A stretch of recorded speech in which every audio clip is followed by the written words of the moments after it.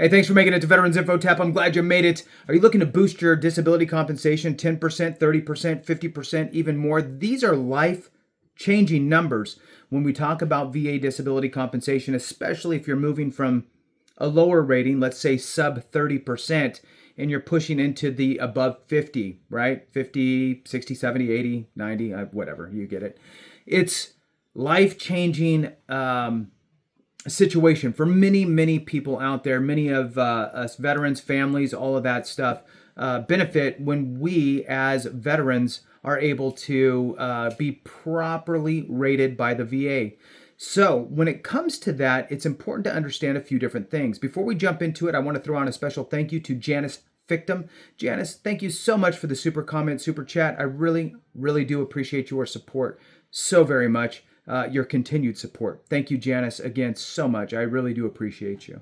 So there's a couple different things, and I'm going to kind of throw this out there. If you are not quite sure how to navigate it, if you're even rated properly, how to figure all of that out, and you cannot find an accredited representative that's both capable and competent and you can work with, reach out to us. We're happy to help.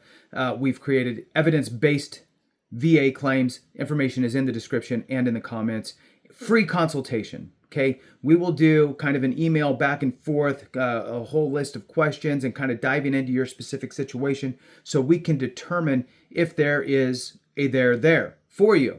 And then we'll decide what to do from there. But the free consultation, we can bounce back and forth with some email so we can get a firm understanding of where you are and where you could potentially be. So please take advantage of that. You can email us and just say claim help, or you can go to our website and you can click on that and submit a request there, and then that'll prompt us to email you the questionnaire. So with that being said, let's talk about what it really takes, because there's some people that can navigate, figure it out, get into the dirt with the VA stuff, and really make it happen. So there's two pieces to a successful claim, and I've talked about this before.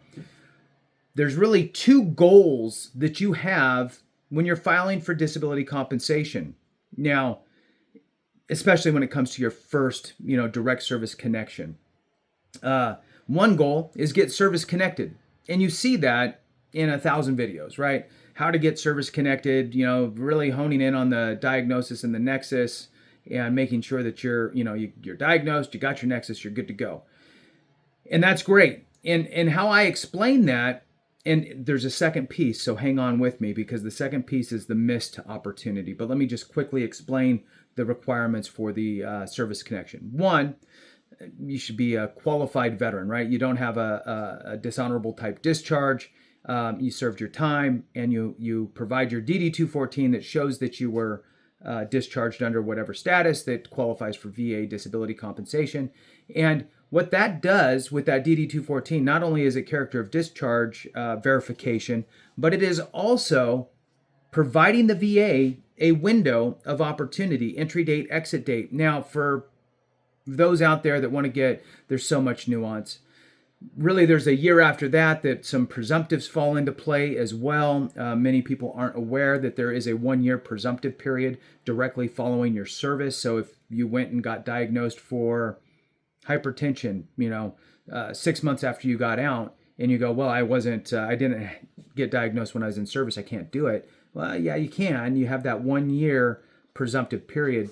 Sadly, nobody explains that to anybody. So you get out, you bumble around, and it's not till 2 years later that you go get diagnosed because the dust had finally settled. Anyway, whole other soapbox. Bottom line is the things you need to meet. DD-214 gives that window of opportunity. 2, you need to have a diagnosis, a diagnosed condition. If there's no condition, there's no rating. So diagnosed condition, that condition should be chronic in nature or have some sort of residual effects, right? Some sort of ongoing impact for you to make it really chronic, right? So now that's 2. The third thing is the nexus. You hear this all the time, nexus, but you also hear nexus letter a lot too. They're not the same thing. they're related, but they're not the same thing. So when people say you need to have a nexus, that doesn't necessarily mean you need a nexus letter. A nexus letter from a doctor, right, is helping you to prove the nexus. You must have a nexus unless it's, a presumptive just already presumes the nexus for you. So we're not really talking about presumptives. We're just talking about direct service connection and going through the big ball of wax. So with your nexus, you need to prove that your condition either manifested during your time in service or as a result of your time in service in some sort of way. Now, it could be you had some medical records while you were in service that a certain thing happened, or you got diagnosed with X while you were in. That is super solid. That's the best way that it could happen. Sadly, it's probably the least the least likely for many people for a lot of conditions, because we tend to rub some dirt on it, drink some water, take Motrin, whatever, and move on. So you might have some light mentions, maybe a self-attestment to maybe some signs or symptoms of that condition, which will help you have a footing for your nexus. And in some cases, you really have nothing in your medical file about your condition from your time in service. So therefore, you need to build that bridge back for that nexus. What you would need to do is really, it's going to boil down to lay statements, your statement, people that knew you while you were serving, people maybe you served with, attesting to their knowledge of you suffering from that condition, and then followed up by a nexus letter. Now, it could be, you could have been on a ship that was riddled with asbestos, and there's a log of that, and you came down with a cancer that is, highly likely to develop from asbestos exposure, right? So you could utilize that as some additional evidence for your nexus letter specifically, and for the VA. You could, maybe you were doing jet engines or anything loud, mortars, artillery, mechanic with pneumatic tools, jet engines, like I said, and maybe you have some hearing loss or you have some tinnitus. That would be a nice thing to add in there, because it makes it more likely that you would have that condition, which helps you to create that nexus. All right, so that's getting service connected. So the second piece here is, well, what about getting the right rating? You should absolutely try to strive to be rated correctly the first time. And for a couple different reasons. One, because if you know what you should be rated, then if you're not rated that, you should fight it. And two, the second piece here is so you don't have to go through that process, right? So how can you make sure that you are properly rated? The schedule of ratings, the rating schedule for the VA for all of the different body systems, will outline for you exactly what criteria needs to be met in order to warrant a specific rating. Example would be migraine headaches. I'm not going to do it verbatim. I'm just going to explain the 10, 30, 50. So you have a 10%, a 30%, and a 50% rating opportunity. Well, you go get diagnosed for migraines. Let's say that you got diagnosed while you were in service, to just make this an easy thing. You had an honorable discharge, and your diagnosis happened during your time in service. Easy service connection.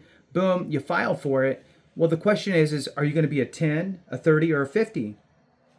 Well, if you don't do your due diligence, and you don't lean forward, and you don't have conversations with your doctor, and you don't document things appropriately, you're rolling the dice with the VA, and they're going to have to decipher for you, primarily through evidence that was received from your C&P exam.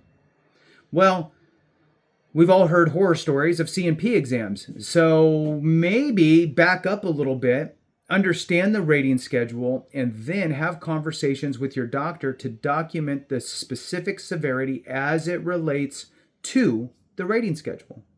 Now, if your doctor can't, won't, or doesn't understand what you're looking for in this specific situation, a DBQ, disability questionnaire for migraines, will say, if they don't understand what you are looking for, and they're not taking the time to review the rating schedule with you for migraines under the neurological rating schedule, you might need to take matters into your own hands and find another professional to help you. AME, American Medical Experts, they are board certified doctors who understand VA disability compensation and will help provide you with the evidence you need to support your claim.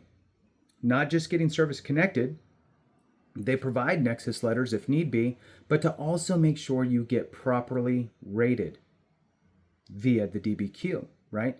Take the time to understand the rating schedule. The folks over at AME understand what the VA is looking for. They understand the information that's needed, and they will help guide you down the path of proper rating.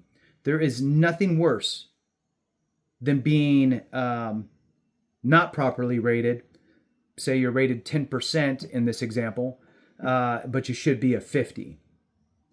What's even worse than that is not realizing that you meet the criteria for the 50 and you just take the 10 because it sounds right. I don't know. I mean, migraines, 10%. Okay, cool. Thanks. I appreciate it. Right? I think a lot of us get in this mindset of, don't bite the hand that feeds you, don't poke the bear, that type of stuff. And that's the wrong attitude and the wrong answer for most situations, in my opinion. So